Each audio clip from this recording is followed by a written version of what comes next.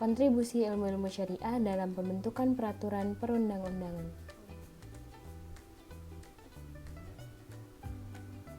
Assalamualaikum warahmatullahi wabarakatuh.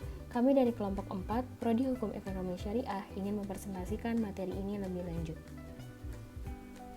Hubungan syariah dan perundang-undangan.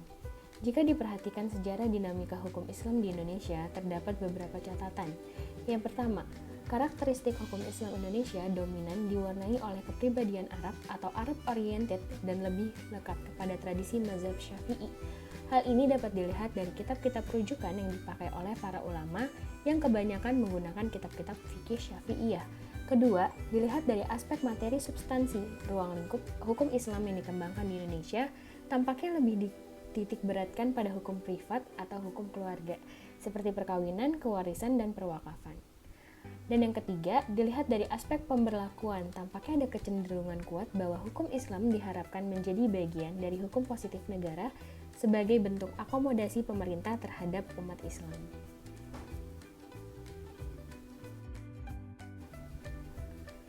Peran ilmu syariah dalam pembentukan peraturan perundang-undangan.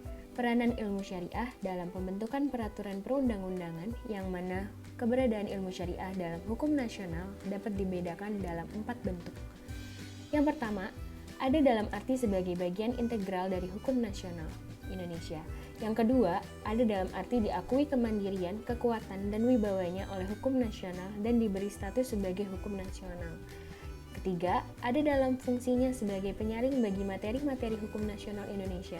Dan yang keempat, ada dalam arti sebagai bahan utama dan unsur utama bagi pembentukan hukum nasional itu sendiri.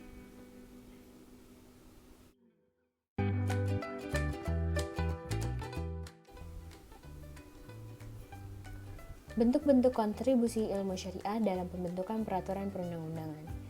Yang pertama itu, dalam UU Nomor 1 Tahun 1974 tentang perkawinan, pada pasal 2 undang-undang ini ditulis bahwa perkawinan adalah sah apabila dilakukan menurut hukum masing-masing agamanya.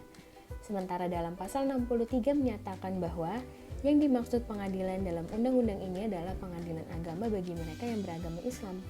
Kedua, di dalam Undang-Undang Nomor 2 Tahun 1989 tentang Sistem Pendidikan Nasional, disebutkan bahwa dalam rangka pembangunan manusia seutuhnya adalah beriman dan bertakwa kepada Tuhan Yang Maha Esa, berbudi pekerti luhur, mempunyai ilmu pengetahuan dan keterampilan, sehat rohani, mempunyai kepribadian yang mantap dan mandiri, mempunyai rasa tanggung jawab kemasyarakatan dan kebangsaan. 3. Undang-Undang Nomor 7 Tahun 1989. Yang ketiga, dalam Undang-Undang Nomor 7 Tahun 1989 tentang Peradilan Agama. Undang-undang ini membuktikan bahwa peradilan agama sudah sepantasnya hadir, tumbuh, serta dikembangkan di bumi Indonesia. Hal ini membuktikan adanya kontribusi umat Islam sebagai umat yang mayoritas. Yang keempat, kompilasi hukum Islam atau KHI. Meski tidak terbentuk undang-undang, melainkan instruksi Presiden Nomor 1 Tahun 1991, kompilasi ini sangat membantu para hakim dalam memutuskan perkara terutama di peradilan agama.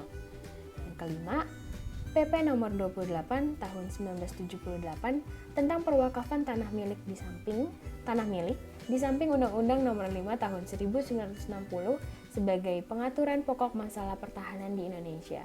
Sebagai pelaksanaannya telah dikeluarkan juga Peraturan Menteri Agama Nomor Tahun 1978 tentang Peraturan Pelaksanaan PP Nomor 28 Tahun 1978. Dan yang terakhir, Undang-Undang RI Nomor 17 Tahun 1999 tentang Penyelenggaraan Haji (LNRI Nomor 53 tambahan LNRI Nomor 3832) diganti dengan Undang-Undang RI Nomor 13 Tahun 2008 tentang Penyelenggaraan Ibadah Haji (LNRI Tahun 2008 Nomor 60 tambahan LNRI Nomor 4845.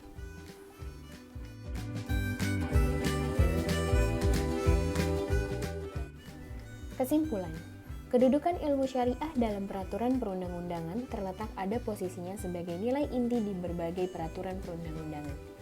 Yang dituangkan tidak dalam bentuk formalisasi syariat Islam.